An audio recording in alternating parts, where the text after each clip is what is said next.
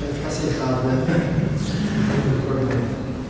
Bom, eu quero dizer a minha gratidão, a Deus que entende ser hoje escolhido por Deus como eleitor, porque nos nossos planos seria o reverendo Erovaldo Ramos. E Israel já disse, só quero reafirmar, que não foi o relaxo do reverendo Erovaldo, por causa do voo. Não chegaria aqui no avião que portasse aqui a tempo na palestra. Deve estar chegando agora, mas já é tarde, né? Por isso a gente está substituindo. E eu estava também nesse congresso que o Israel citou, e de fato houve uma certa frustração. Foi um dos que fiquei, deixa eu esclarecer. Foi um dos que fiquei. Mas eu fiquei nesse final de semana tendo a mesma impressão que o reverendo Silas teve quando soube da não vinda do reverendo Califado, né? A apreensão, o que fazer? Essa era a pergunta que nós nos fizemos. E como estava muito em cima da hora para convidar outro palestrante, sobrou para mim. Agora, eu louvo a Deus porque no começo deste ano, um amigo, o pastor amigo, que dá aula em outro seminário, me convidou para preparar uma exposição exatamente em Romanos. Claro que tinha um pouco mais de tempo, né, do que nós temos hoje. E eu dei graças a Deus por não ser Efésios, que poderia ter acontecido, e ser Romanos que não ter. Então, eu preparei para nós estudarmos um pouco o texto de Romanos. Contudo, eu tenho que contar uma história antes disso. Essa história de quando eu tinha 14 anos. Eu me converti, eu fui para uma igreja, e nessa igreja eu tive o privilégio de formar, junto com os meus colegas, irmãos, um grupo de adolescentes. Antes, até então, as crianças e os adolescentes ficavam juntos. Então, naquele ano, foi fundada a Sociedade dos Adolescentes e eu tinha acabado de me converter, 14 anos, fomos participar. E uma das nossas conselheiras, num determinado ano, propôs, influenciada pelos programas de televisão da época, do Jota Silvestre, O Céu é o Limite, que cada um de nós estudássemos um livro da Bíblia.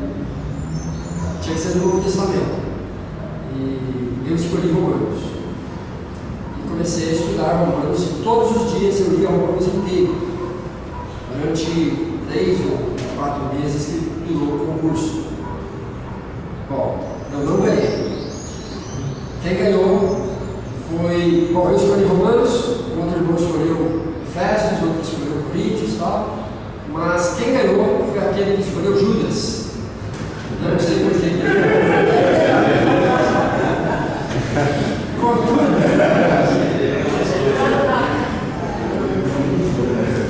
Só que eu me tornei pastor.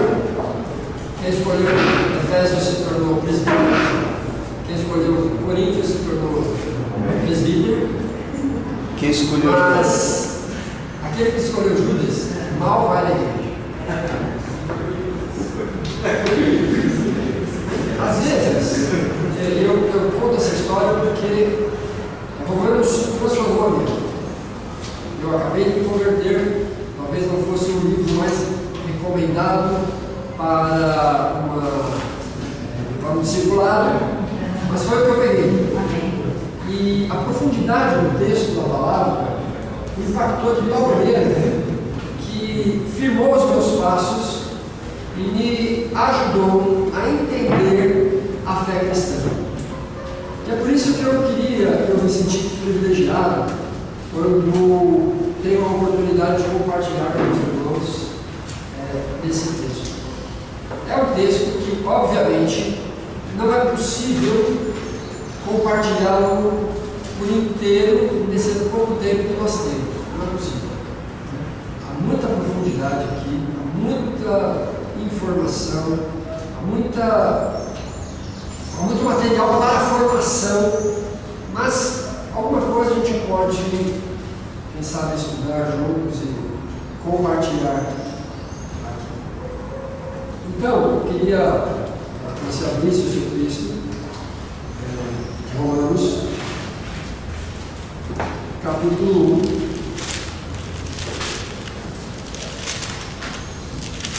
Versículos 16 e 17.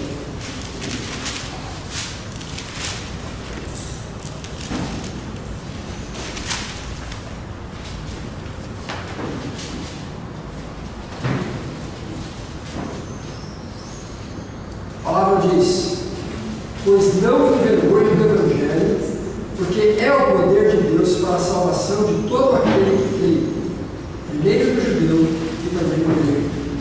Visto que a justiça de Deus se revela no Evangelho, de fé em fé, como está escrito: o justo viverá por fé.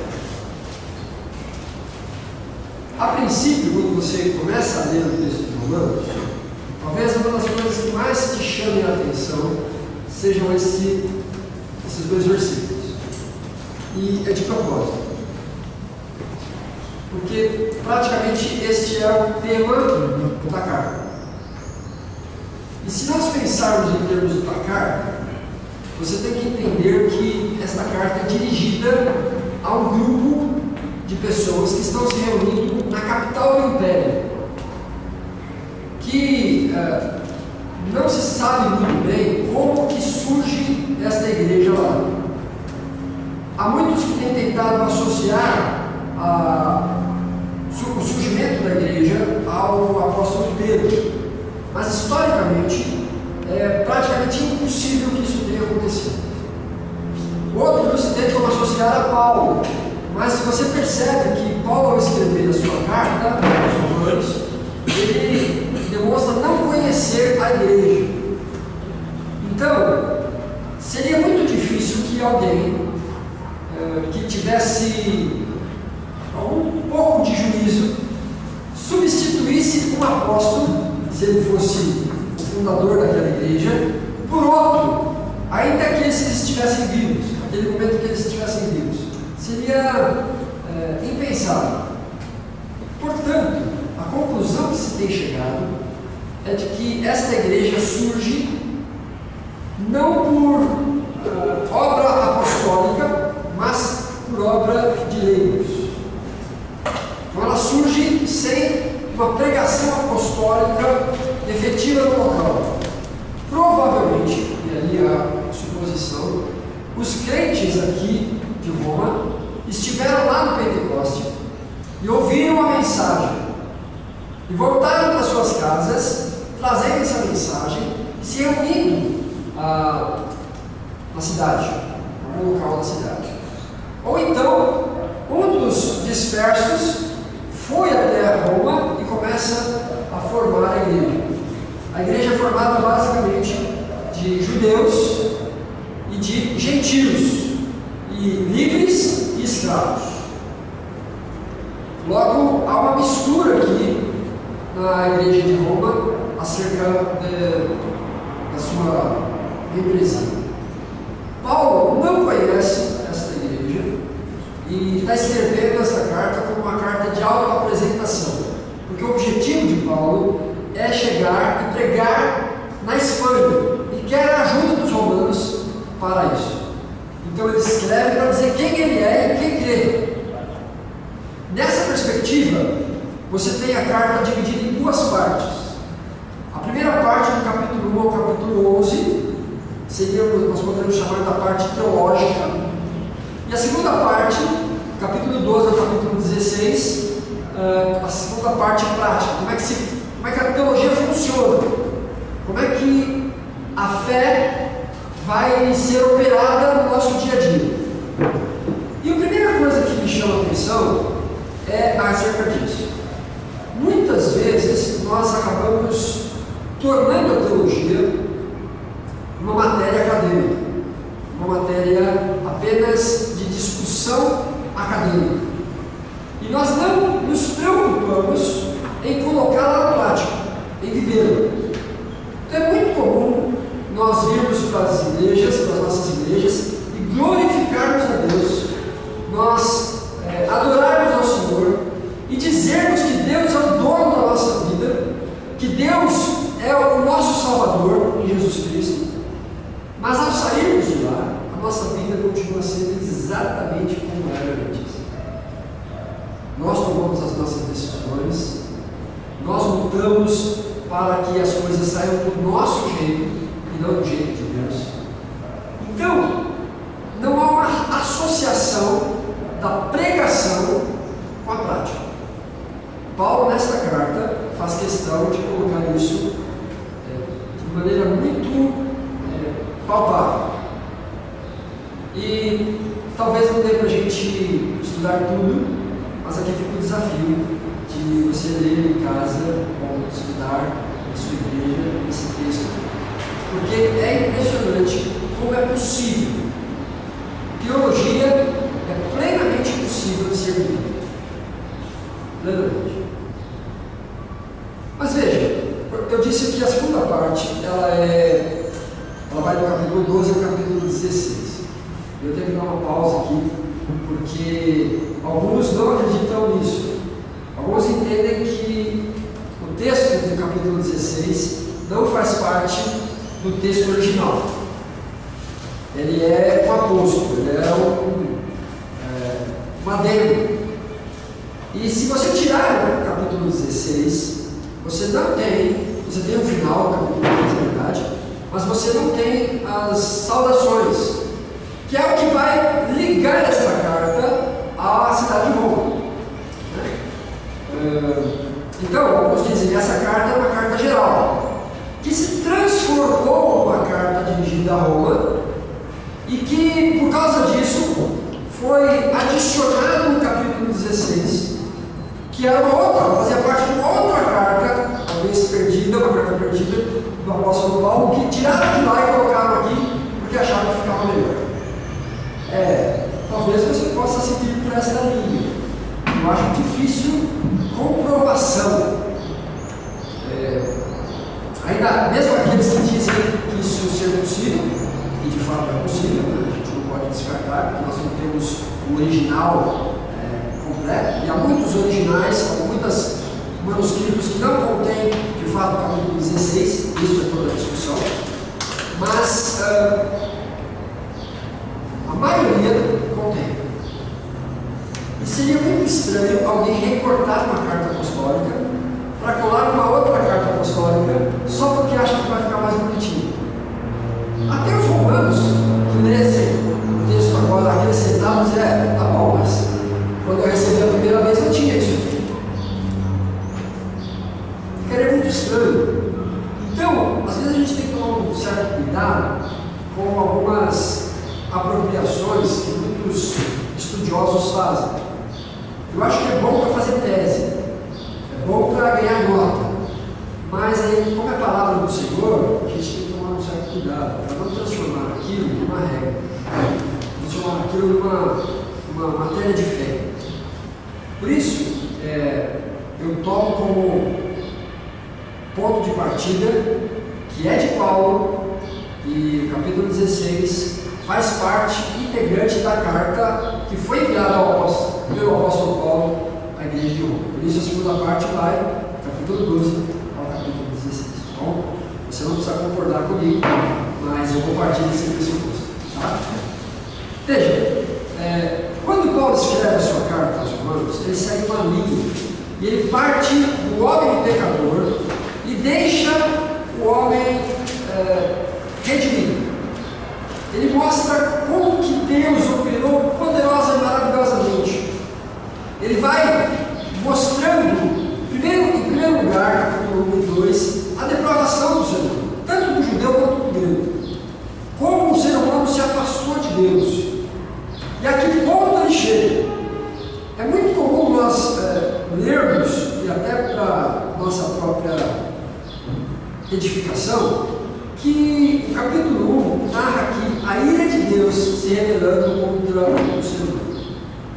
Ao ponto do ser humano se afastar tanto de Deus que mudou a sua própria natureza, a forma como Deus o criou, por um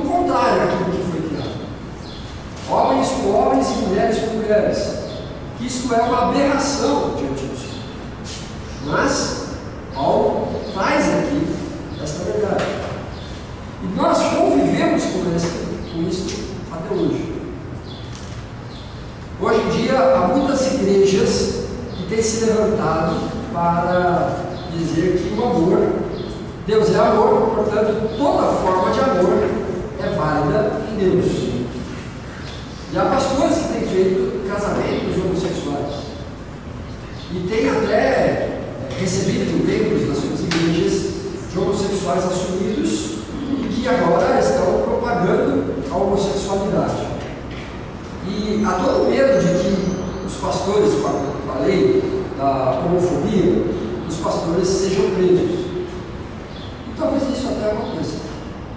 E pastores também sejam presos se falarem, se lerem esse texto, se pregarem textos assim, talvez haja a possibilidade de sermos presos. Porque, se denunciados, talvez as autoridades entendam que de fato estamos sendo homofóbicos. É um risco. E agora cada pastora terá de decidir se ele se cala ou vai preso. Eu já estou preparando a minha família,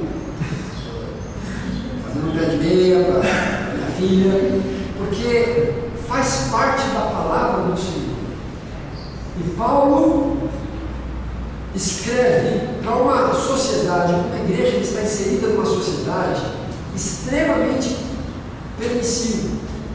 A sociedade romana chegou a um apogeu de decadência tão grande que as orgias eram feitas nos palácios. Os imperadores promoviam festas de orgias. E sabe como é, né? Quando uma autoridade faz uma coisa, alguém famoso faz alguma coisa, todo mundo tenta copiar. Você sabe que algumas redes de televisão tem um canal online para vender o vestido daquela atriz que usou naquela noite. E o pior é que tem gente que compra. Você viu, gostou do brinco, você pode entrar e comprar. E no outro dia você está aparecendo a atriz. Ou então aquele terno que o ator usou, você pode entrar e comprar. Online. No outro dia você recebe. E é interessante isso porque a gente quer se parecer com as pessoas famosas. Né? A gente faz cirurgia para ficar mais parecido. Isso acontece nas igrejas. A gente fala deles, mas isso acontece nas igrejas. Dependendo do pregador, a gente começa a falar que né? Quando o Reverendo Caio Fábio estava no auge, todo mundo deixou caminhar. Todo mundo dizia assim, porque as minhas elucubrações metafísicas, sem saber o que isso significava. Mas soava bem, parecido, cara. Os pregadores hoje, tem gente, principalmente aqueles da televisão, acabam massificando e as frases são repetidas. Ninguém mais fala em nome de Jesus, as pessoas agora têm que falar em nome de Jesus. É assim que funciona. Esse é o segredo. Você não recebe porque você não fala em nome de Jesus. Tem que falar em nome.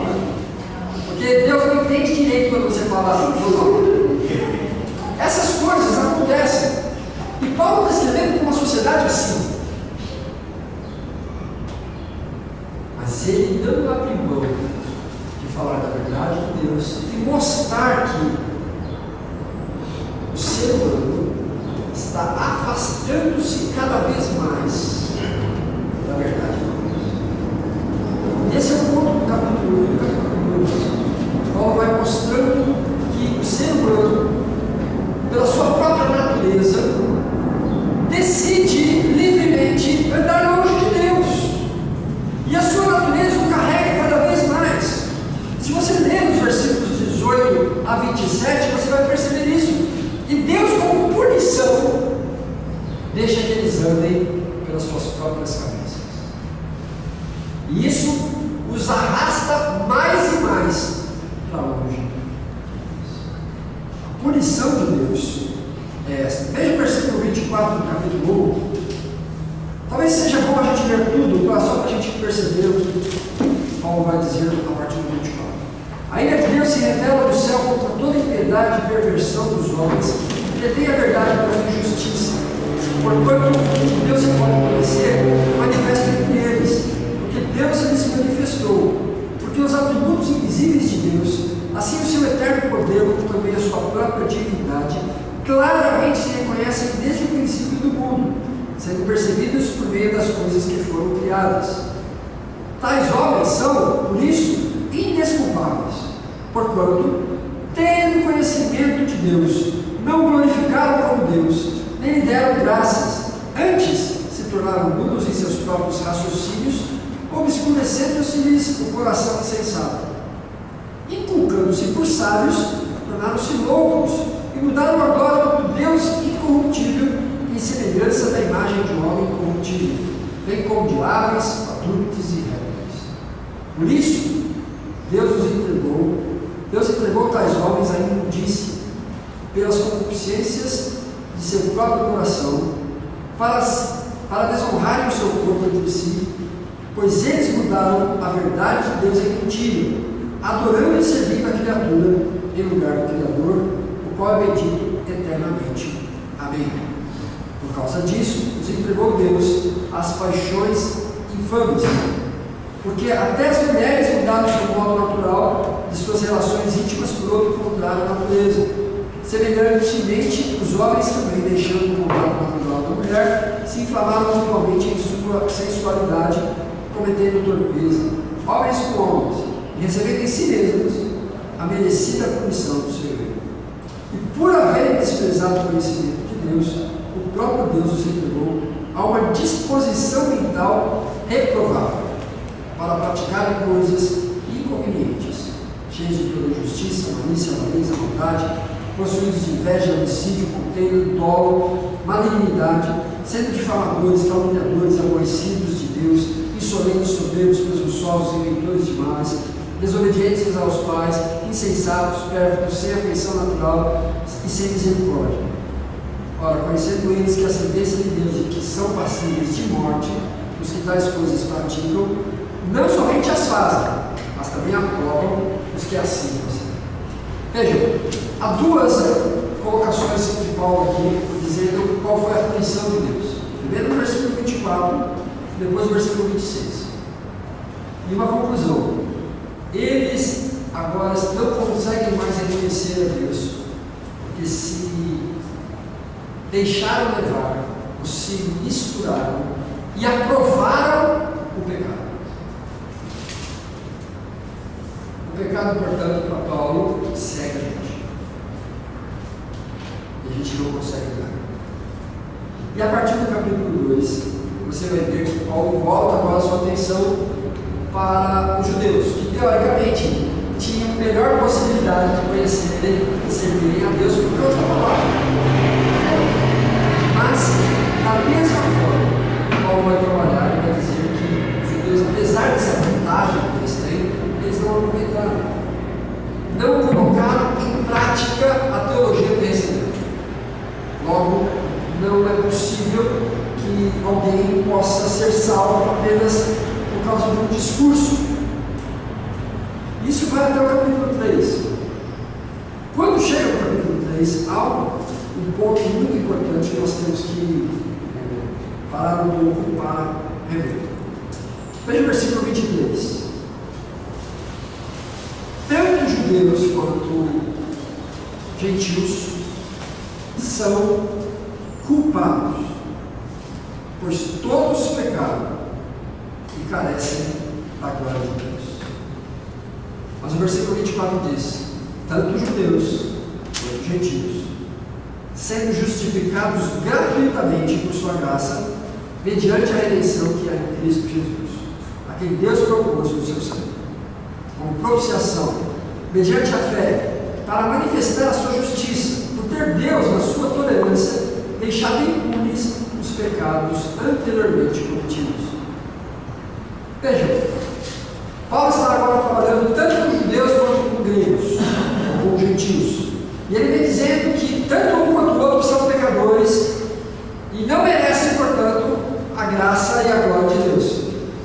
graça ninguém merece. Por isso, a salvação vem pela graça, tanto para judeus quanto para gentios. Esse é um tema importante da carta aos Romanos. Esse é um tema que vai ser um tema recorrente. Praticamente todos os capítulos vão trabalhar essa questão dupla, de gentios e judeus. Mas o certo é que Paulo está tentando mostrar que só há salvação pela fé em Cristo Jesus. E isso foi o que impactou o monge Lutero, que tentou a salvação na era cristã, tentou a salvação pelos seus próprios méritos, tentando ganhar a salvação pela sua piedade, mas ele, quando toma conhecimento, lê a carta aos Romanos, ele percebe, é impossível. Não há quem possa, mesmo que eu conheça a lei, mesmo que eu tenha contato religioso, só pode haver salvação pela fé em Cristo Jesus. A igreja, portanto, não é salvadora. Ela não é mediadora. Quem é o mediador é Cristo Jesus. Esse é o tema, esse é o ponto principal. E Paulo vai levando essa toada e até chegar no ponto que eu queria rapidamente ainda aqui, com uma questão do tempo, no capítulo 7. Porque no capítulo 6, Paulo vai, no capítulo 5 e 6, ele vai falar da salvação, que é possível alcançar salvação em Cristo Jesus e tal. Capítulo 6 ele diz, olha, é impossível que alguém salvo possa querer voltar para o pecado, viver atolado no pecado como vivia antes.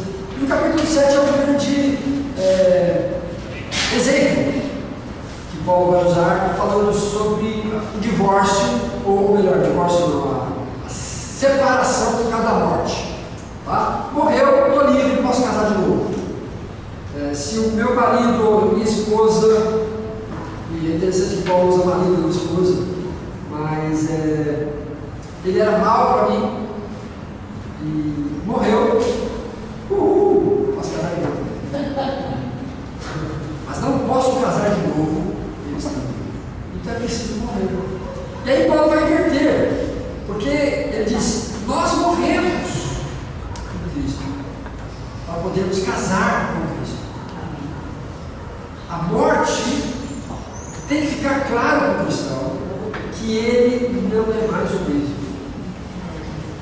E nisso nós lembramos de Agostinho, alguém devasso, que quando se converte, sai pelas ruas e uma das suas amigas de então o vê e grita Agostinho. Ele reconhece e pode. Ela corre para ele. Agostinho! Ele correndo. E ela diz, Agostinho, sou eu! Mas ele diz, mas eu não sou mais eu. Talvez essa prática, essa consciência que nós precisamos ter de que nós morremos para o pecado. Nós temos um novo marido, que é Cristo Jesus. E portanto devemos agradar esse marido. Vamos viver de acordo com aquilo que o agrada.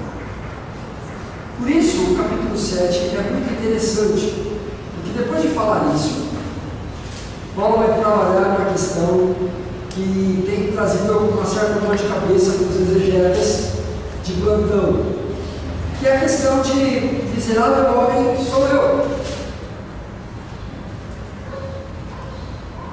Veja aí o versículo 14, versículo 13. Acaso o bom se tornou em morte? De modo nenhum. Pelo contrário, o pecado, para revelar-se como pecado por meio de uma coisa boa, causou-me a morte, a fim de que, pelo mandamento, se mostrasse sobremaneira maligno, porque bem sabemos que a lei é espiritual. Eu, todavia, sou carnal, vendido à escravidão do pecado, porque nem mesmo compreendo meu próprio modo de agir, pois não faço o que prefiro, e sim o que detesto. Ora, se faço o que não quero, consinto com a lei que é boa. Neste caso, quem faz isto já não sou eu, mas o pecado que habita em mim. Porque eu, sei que em mim, isto é, na minha carne, não habita bem nenhum, pois o querer o bem está em mim, porém não o efetuar. Porque não faço o bem que prefiro, mas o mal que não quero, faço o que não quero. Já não sou eu quem o faz, e sim o pecado que habita em mim. Então, ao querer fazer o bem, encontro a lei de que o mal reside em mim.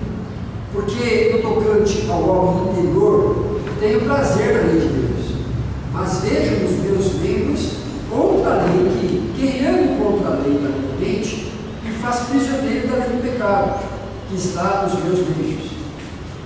Desventurado homem que sou. Quem me livrará do corpo desta morte?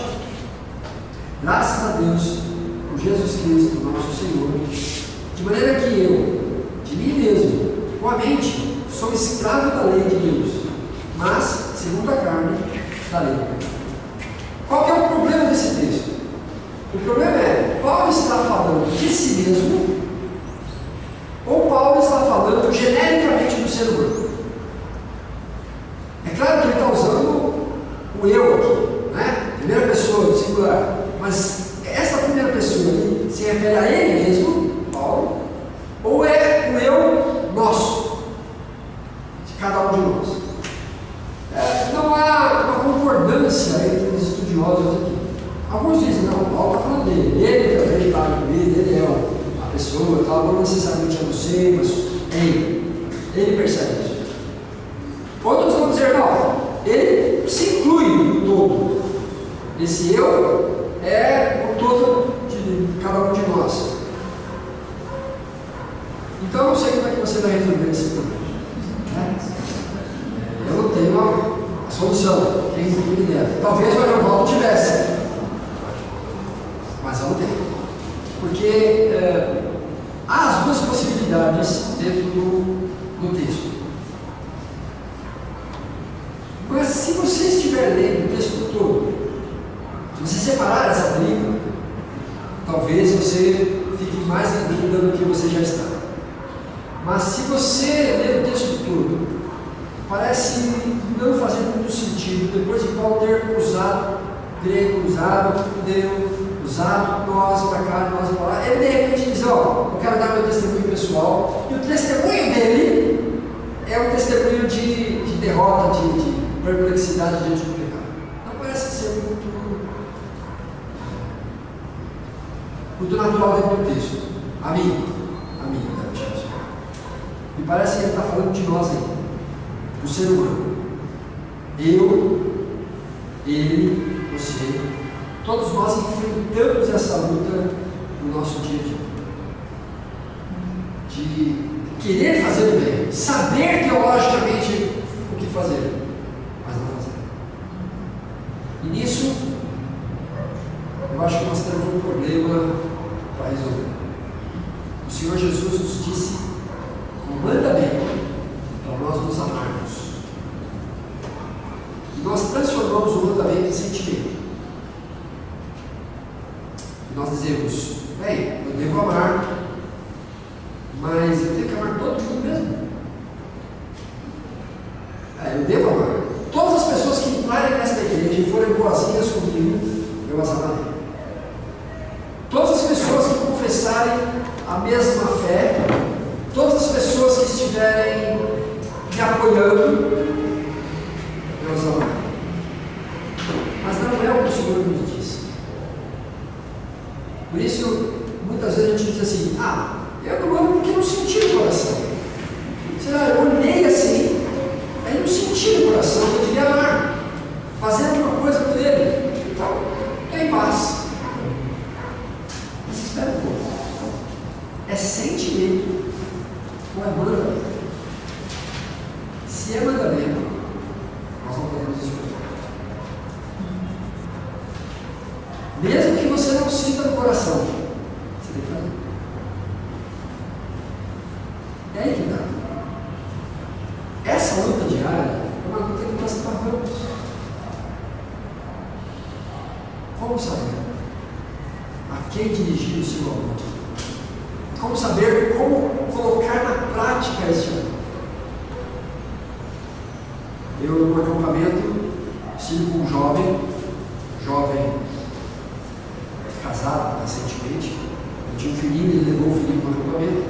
nós ficamos no mesmo quarto, e ele começou a dizer da luta dele.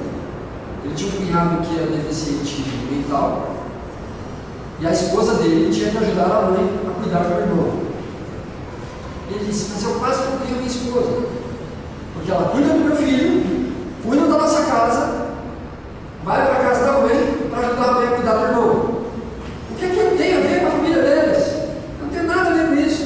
Tá, ele disse: está certo. E a minha sogra é muito chata. Ela fica cobrando uma série de coisas da minha esposa e tal. Eu não suporto a minha sogra. Pastor, eu tenho que amar minha sogra. Amém. Uma pergunta difícil para o pastor responder. E aí nós pegamos o texto. E é impressionante, eu fico impressionado porque como nós somos seletistas na hora de colocarmos em prática o mandamento. É verdade. Nós queremos amar, desde que não seja a nossa sogra. Desde que não seja alguém que atrapalhe o nosso conceito, atrapalhe a nossa maneira de viver para Jesus. Corban. Eu vou viver para Deus, não me atrapalhe. Vou fazer o que der na minha telha, por isso, qualquer um que passar na minha frente eu derrubo. Eu passo por cima, para a glória de Deus. Parece ser uma coisa muito piedosa, mas é contra a verdade. Dá um ar de espiritualidade, viver para Deus, desde que você não tenha compromisso com o Senhor. Não é assim que funciona. Esse é o ponto. Paulo está dizendo: essa luta me parece ser, Paulo dizendo para nós, essa luta é diária. Quem nos livrará dessa luta? Quem nos livrará desse dilema? Que a essa altura do campeonato, no capítulo 7, aqui nós devíamos estar automaticamente funcionando como cristãos sem titubear.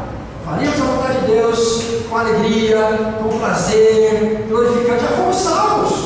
Capítulo 6. Capítulo 5, fomos justificados.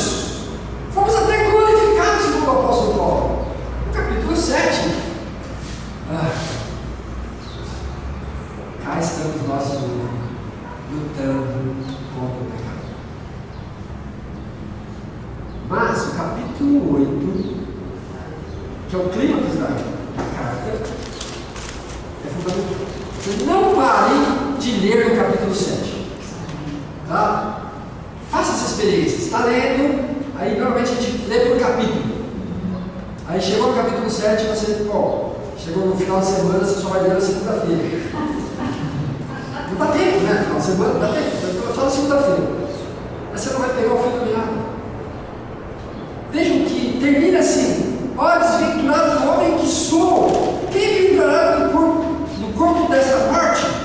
Graças a Deus por Jesus Cristo, nosso Senhor, de maneira que eu, de mim mesmo, com a mente sou escravo da lei de Deus, mas, segundo a carne, da lei do pecado. Veja o 8. Agora, pois, já nenhuma condenação há para os que estão em Cristo Jesus. Por quê? A lei do Espírito da vida em Cristo Jesus te livrou da lei do pecado e da morte. Se você interromper aqui, vamos terminar o capítulo 7, e só pegar na segunda-feira, você não vai fazer a ligação. Você vai falar: esse texto do domingo, vou colocar, moldurar na parede do meu quarto. Mas não vai entender que nós somos vitoriosos contra a luta do pecado, se você permanecer submisso à vontade do Espírito Santo. É importante a gente perceber que Paulo, ao escrever, não separou por capítulos e versículos como nós temos hoje. Nós o fizemos. Claro, eu acho que é muito mais didático. Só que pode nos atrapalhar. Porque é exatamente esta ideia de vitória que vai impulsionar a nossa vida para lutar nos homens. Quando a gente acha que perdeu, que não tem jeito, a gente para de lutar. Veja uma mulher que está fazendo regime.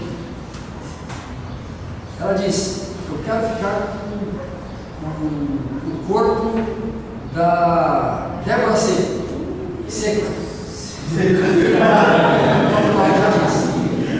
E ela então começa a fazer regime, e começa a malhar, e faz caminhada. Aí chega um momento que ela diz: quer saber? Nunca vou ficar. Já casei mesmo.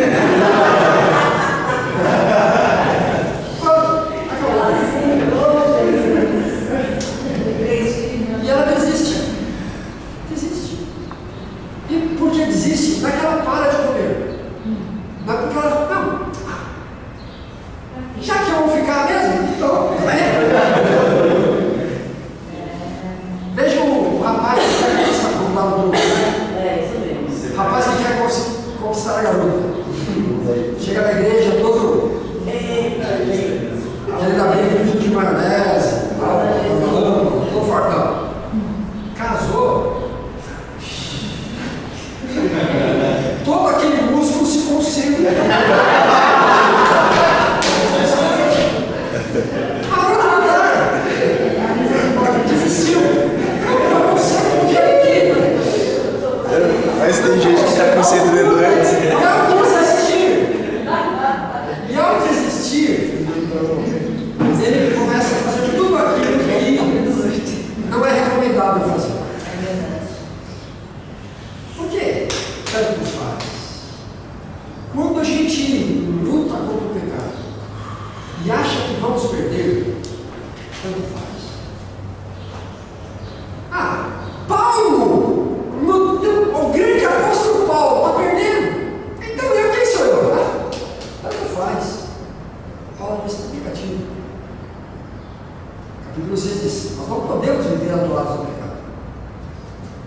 E no capítulo 8 diz: nós vencemos porque Deus nos deu a vitória. Não está nas nossas forças, mas nós temos condições pelo Espírito de Deus. Nós podemos vencer. É preciso estar submisso ao Espírito. Nós somos feitos filhos de Deus. Não somos escravos, não. Somos filhos, herdeiros. Somos cordeiros com Cristo, para usar as palavras de Paulo. Nós somos vitoriosos. E essa mostra da vitória vai até o final do capítulo 8, que diz assim, veja aí o versículo 31. Que diremos, pois, à vista destas coisas? Se Deus é por nós, quem será por nós? Aquele que não poupou seu próprio filho, antes por todos nós o entregou, porventura não nos dará graciosamente com ele todas as coisas? Quem tentará acusação contra os eleitos de Deus? É Deus quem os justifica. Quem os condenará? É Cristo Jesus que morreu, ou antes, quem ressuscitou, o qual está à direita de Deus e também intercede por nós. Quem nos separará do amor de Cristo? Será tribulação, angústia, ou perseguição, ou fome, ou nudez, ou perigo, ou espada? Como está escrito: por amor de ti fomos entregues à morte em ti. Fomos considerados como ovelhas para a matança. Repete aqui o final do capítulo 7, né? Mas olha só, versículo 37. Em todas estas coisas, porém, somos mais que vencedores por meio daquele que nos amou. Porque eu estou bem certo de que nem morte, nem a vida, nem os anjos, nem principados, nem as coisas do presente, nem o porvir, nem os poderes, nem a altura, nem a profundidade, nem qualquer outra criatura poderá separar-nos do amor de Deus que está em Cristo Jesus nosso Senhor. Nós ganhamos.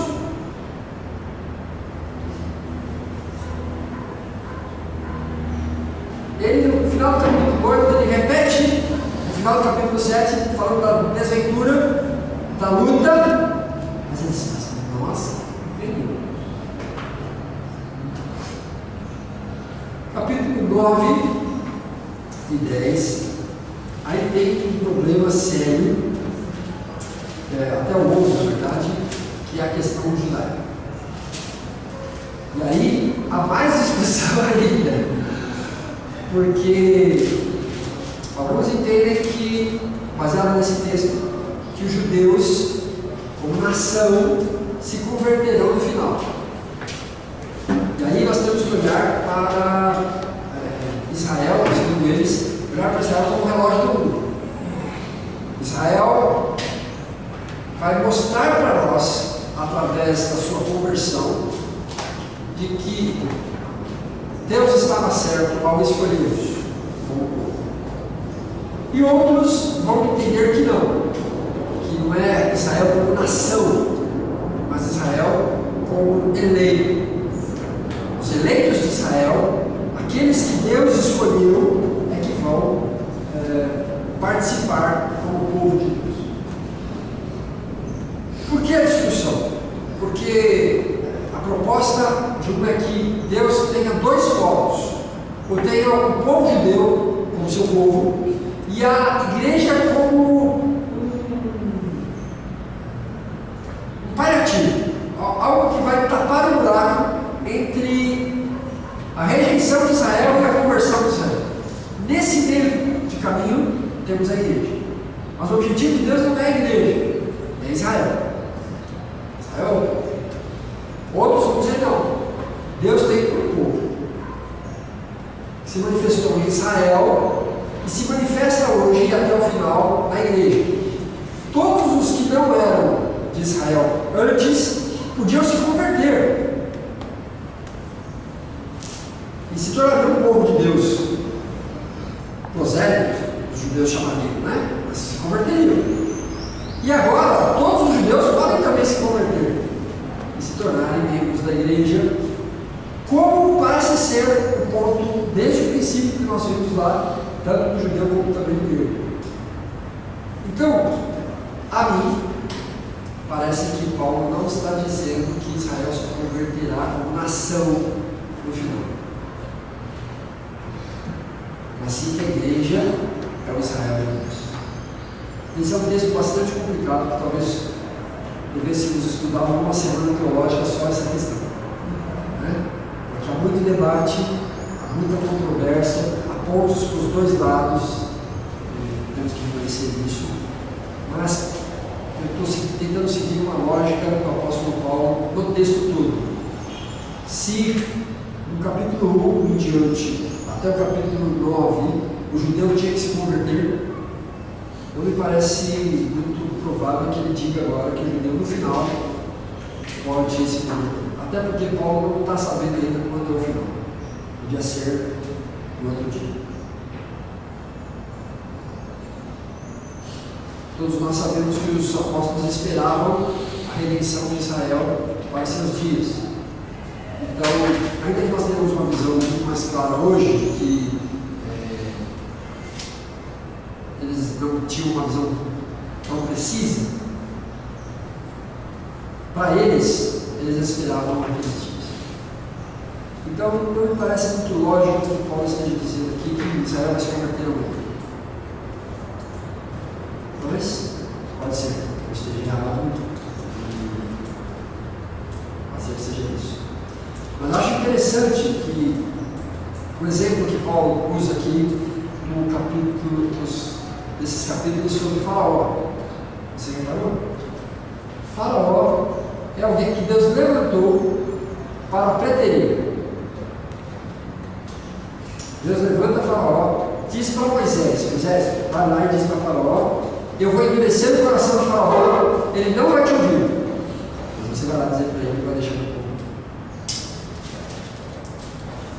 E vai Moisés e faz aquilo tudo, e o Faraó diz, não deixa.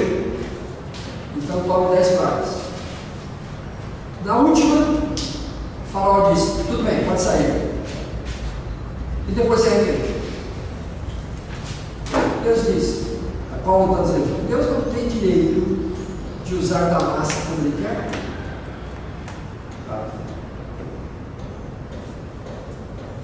Como o oleiro, quando vai pegar o barro, ele usa a massa como quer.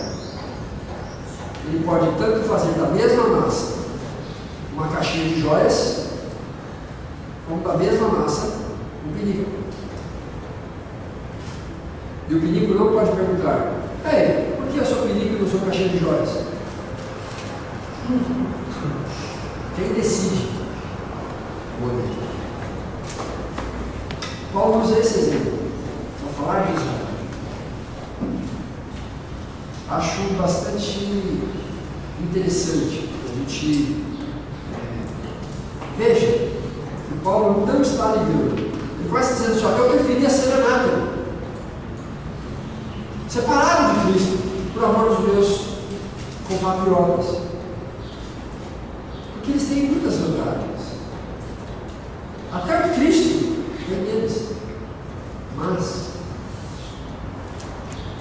nada disso foi aproveitado por Israel. E esse é um ponto importante na teologia de Romanos, que só saber o Evangelho não resolve. Por isso o capítulo 12 para mim é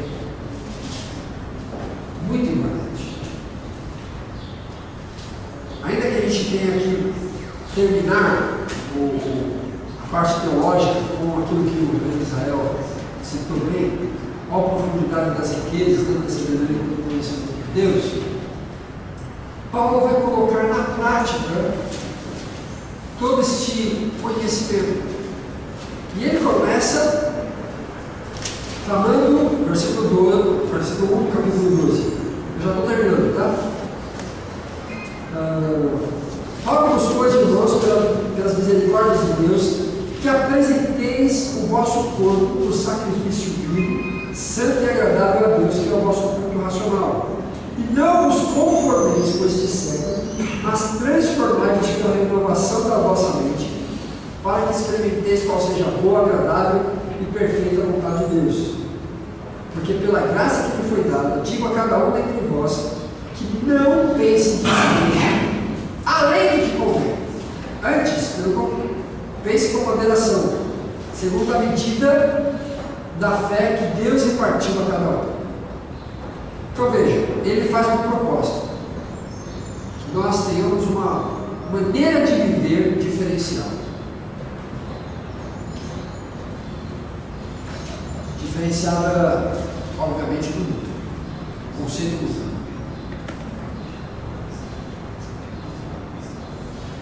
E aí fica a igreja, cada dia mais, tem tentado se parecer com o mundo. Há uma busca de identificação. O que é pior? Aquilo que o mundo mais desagrada. Cada dia mais, a gente tem percebido que as nossas igrejas têm aberto as portas para coisas que não fazem parte do Evangelho. Tem fechado a porta para coisas que fazem parte. Até pouco tempo atrás, as igrejas evangélicas se uniam em prol de um objetivo. Mas é interessante que nós começamos a nos partir mais. Então, o presbiteriano já não olha com os olhos uma assembleia. A gente já tem uma certa reserva. Que igreja você é, irmão? Assembleia. Ou até no cumprimento, né? Que tem diferença. O assembleano diz: paz do Senhor. Alguns dizem paz de Deus. Outros dizem graça e paz. Shalom Adonai. Boa noite. Pelo cumprimento, você já sabe de que língua que ele é. E aí você começa. Vamos para um acampamento interdenominacional. Os presbiterianos estão do lado, os assembleanos do outro lado, comunidade, comunhão com Cristo do outro lado,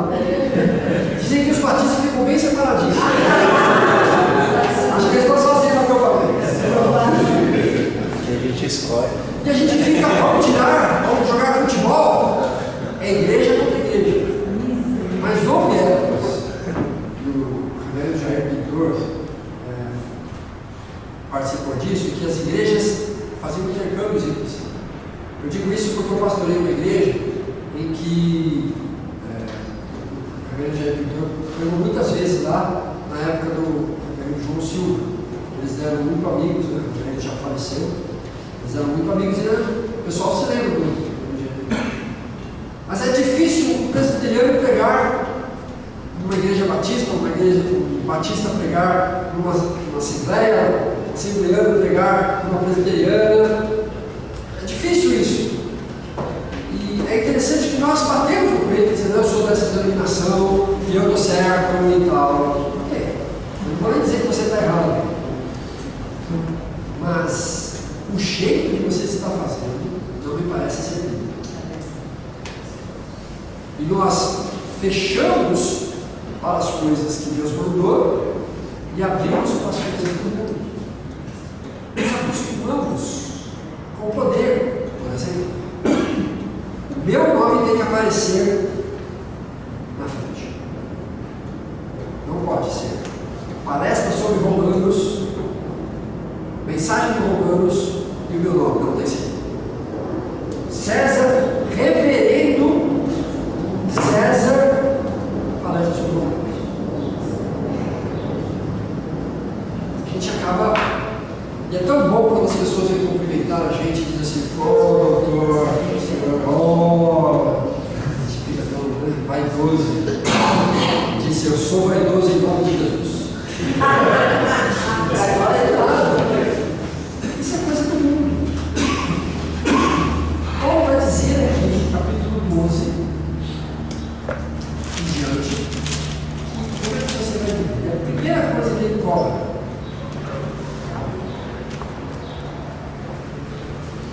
inclusive para você usar os seus dons espirituais.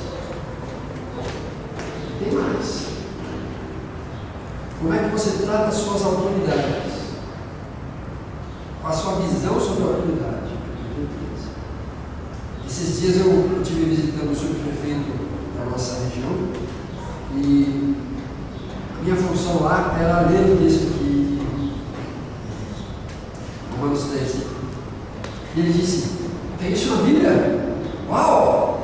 Nunca tinha visto. Pois é, mas tem. Nós estamos aqui por causa dele. Ah, ok, estarei no culto com vocês.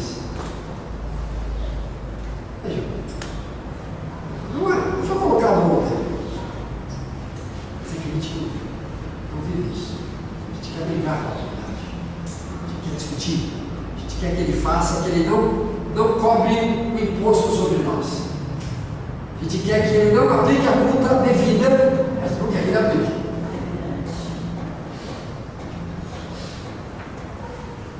As escrituras nos dizem.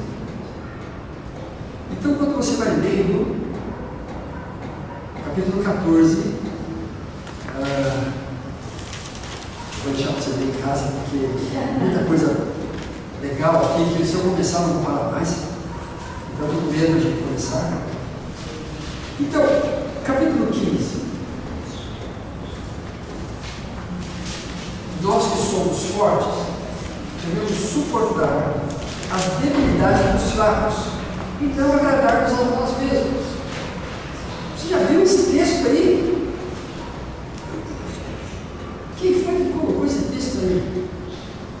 E não contou para a gente? Porque a gente não suporta o fraco.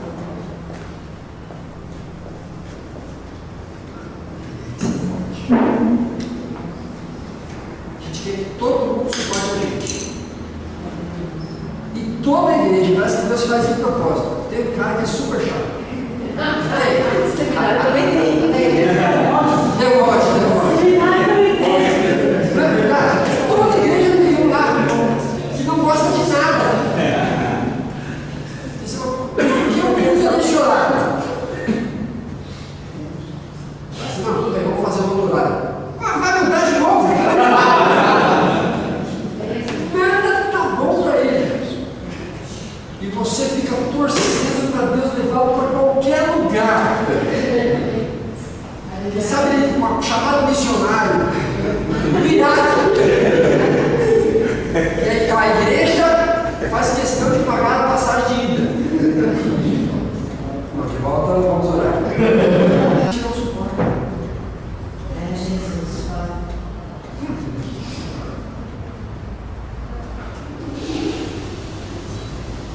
acho interessante que esse texto está ali. A gente faz questão de não ler. Nós lemos, Deus só veio a pregação em Romanos 12, 1 e 2. Transformai-vos pela renovação da mente, para experimenteis, que maravilha! Parou por aí. Qual é essa experiência da vontade de Deus? Agradável, perfeita, etc. Está nos outros capítulos. Vai pegar para a gente.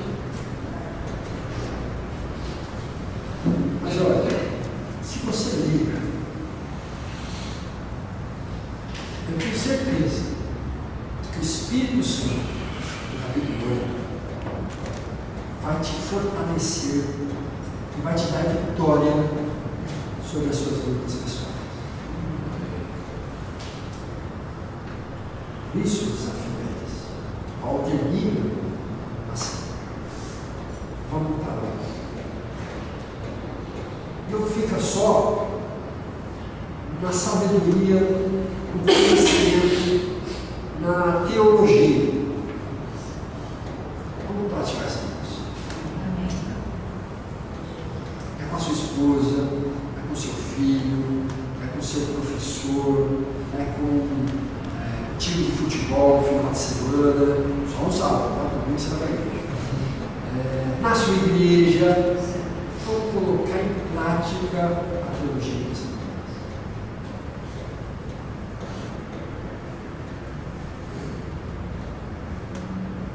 Eu receio que nós tenhamos sistematizado demais nossa teologia. Eu coloco demais aqui para falar do exagero. Eu sou contra a teologia sistemática, mas eu tenho medo de que nós façamos dela um nariz de cima. A gente torce ela como a gente quer. A gente molde a teologia sistemática somente naqueles pontos que para nós é importante. Quando a palavra de Deus trabalha toda a nossa vida. E eu e você, meu irmão e minha irmã, nós temos que viver a palavra. Há muitos doutores. Talvez saiu no jornal, talvez o maior especialista do Novo Testamento que tenha hoje no moderno.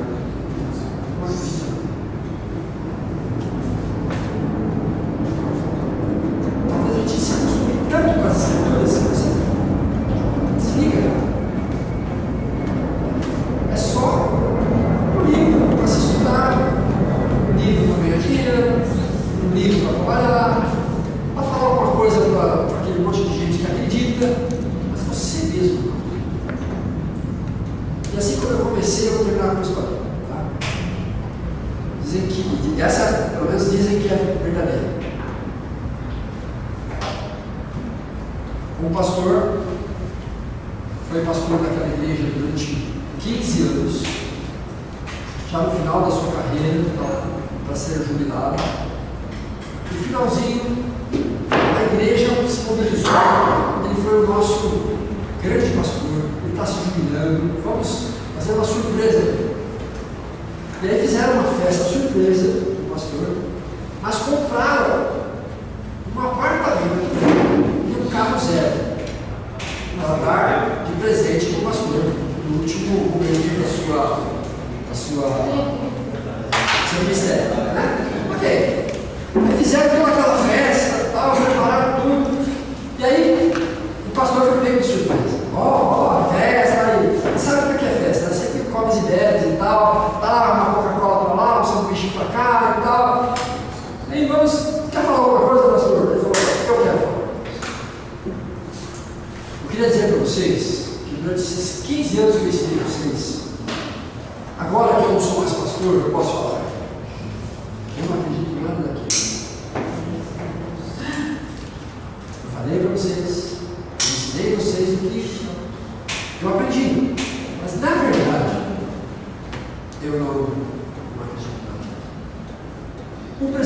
estava com a chave da casa.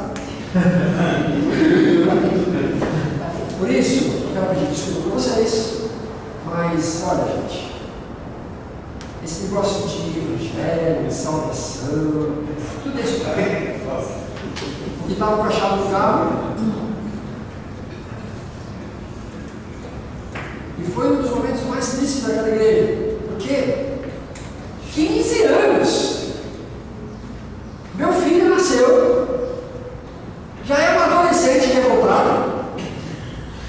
Não sei se a adolescente não é revoltada, né? Uma criança sem causa. E ele ouvindo aquele pastor falar do amor de Deus, da salvação pela fé em Cristo Jesus. Mas depois ele dizia todos os presentes que a igreja tem gratidão, porque um apartamento não é barato, um carro não é barato, mas as pessoas tiraram até daquilo que elas não tinham, como demonstração de gratidão. O pastor perdeu. Mas eu arrisco dizer que ele perdeu muito mais quando comparecer à presença de Deus. Quando a gente vai prestar contas.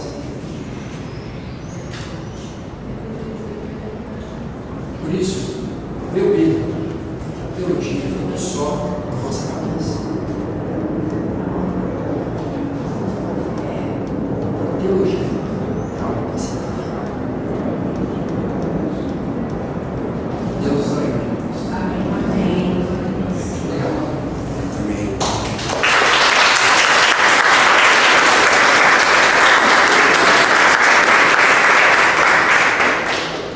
Vamos ter lanche, depois perguntas. Ah, não acho.